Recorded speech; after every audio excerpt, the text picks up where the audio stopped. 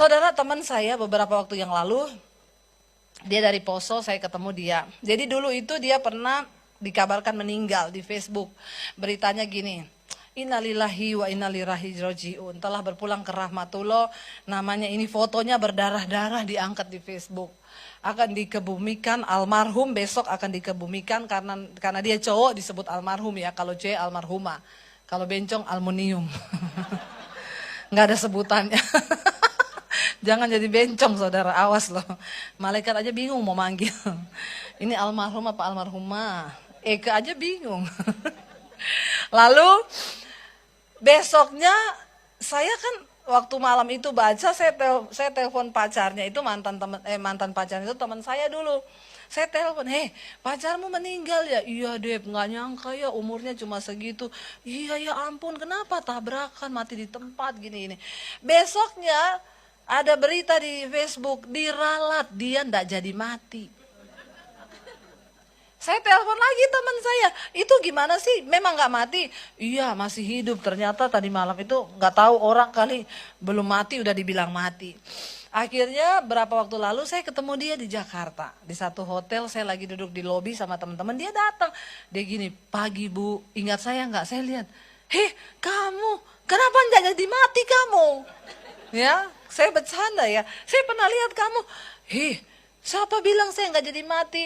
Dep, saya mati 48 menit. Oh, saya bilang, tarik kursi dulu, tarik kursi. Penting ini, kita harus ngobrol nih. Berarti kamu mengalami perjalanan spiritual itu. Kamu harus cerita sama saya. Lalu dia cerita. Jadi gini Dep, waktu mati, saya lihat tubuh saya tergeletak di jalan. Saya lihat istri saya datang, saya lihat mobil ambulans datang, tapi nggak lama tiba-tiba saya udah dibawa naik oleh 2 orang berpakaian jubah putih. Jadi saudara, istrinya tuh dokter. Waktu dia dibawa di rumah sakit, udah dipastikan benar-benar mati, ditaruh di kamar mayat. Istrinya kan dokter, jadi nggak mungkin dibohongi lah ya. Pasti tahu kalau udah mati apa belum.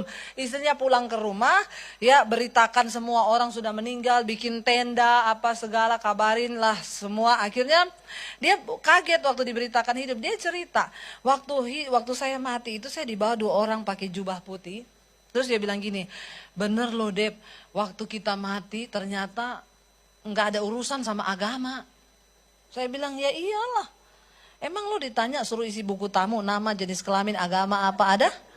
Enggak. Bener-bener enggak ada hubungan sama agama. Saya bilang memang bener. Kenapa? Karena sesungguhnya yang manusia butuhkan di dunia ini bukan agama, tetapi Tuhan yang benar. Amin. Karena tidak ada satupun agama yang bisa menyelamatkan orang, termasuk agama Kristen. Makanya kalau engkau cuma punya roh agamawi yang beragama setiap minggu engkau ke gereja dan hidupmu tidak pernah berubah, maaf, tidak ada jaminan engkau masuk dalam kerajaan kekalnya Tuhan. Amin. Tolong diamini yang kenceng. Biar tobat, jangan bilang saya tidak mengingatkan nanti. Ya, nanti kalau udah di sana saudara bilang, saya nggak pernah tahu. Kamu jangan bohong kata malaikat. Saya putar tayangannya Debbie Basir nih ada di YouTube. Tanggal ini dia sudah mengingatkan, aku kirim dia ke sana untuk mengingatkan. Jadi jangan pura-pura bego dan tidak mengerti dan tidak mendengar. Alkitab bilang, saudara lihat 7 jemaat yang di kitab Wahyu, semua satu yang sama dibilang apa? Siapa bertelinga hendaklah ia mendengar. 7 kali di 7 jemaat diulangi yang sama. Jadi jangan ada orang yang tidak bertelinga hari ini. Lalu saya bilang makanya kita orang Kristen gak pernah bela-bela agama. Apalagi sampai berjilid-jilid. Karena kita tahu bukan agama lah yang menyelamatkan kita. Dia bilang dia dibawa naik pertama langit pertama, tingkat langit yang pertama. Di situ dia lihat orang-orang yang sudah mati. Dia lihat mamahnya dia bilang saya lihat mama saya, papa saya, teman-teman yang udah mati. Terus mereka, kamu bisa bicara gak sama mereka? Enggak, tapi aku melihat ada ekspresi di wajah mereka. Ada yang tersenyum, ada yang menangis, ada yang tersiksa.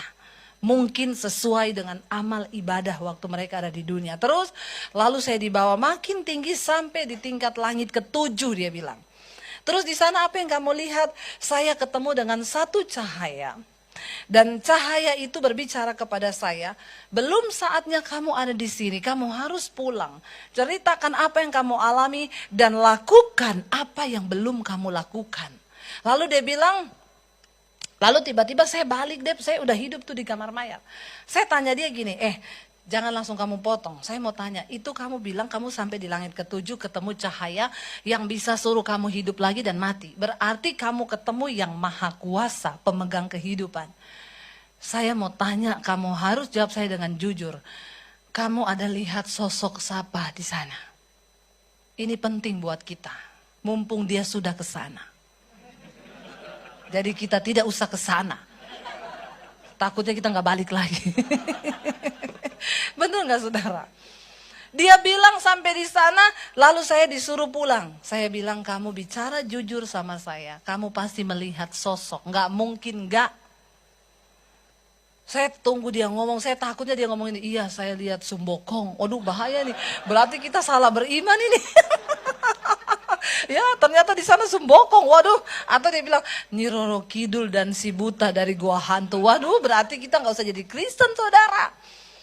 Karena ini orang netral kan, bukan orang Kristen. Saya paksa dia ngomong dong, kamu lihat siapa?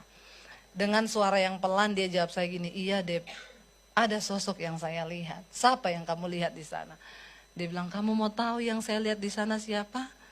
Nabi Isa Al-Masih. Tuhan Yesus Kristus. Wow, saya langsung gini, terima kasih Tuhan. Makanya saya bilang gini, kamu udah tahu kan? Kamu tahu saya siapa? Iya, saya dulu dengar kamu bikin heboh Kota Poso. Ya, gara-gara kamu jadi Kristen, saya diusir dari rumah, papi saya buang, saya mau dibunuh. Tapi saya tetap pegang iman saya.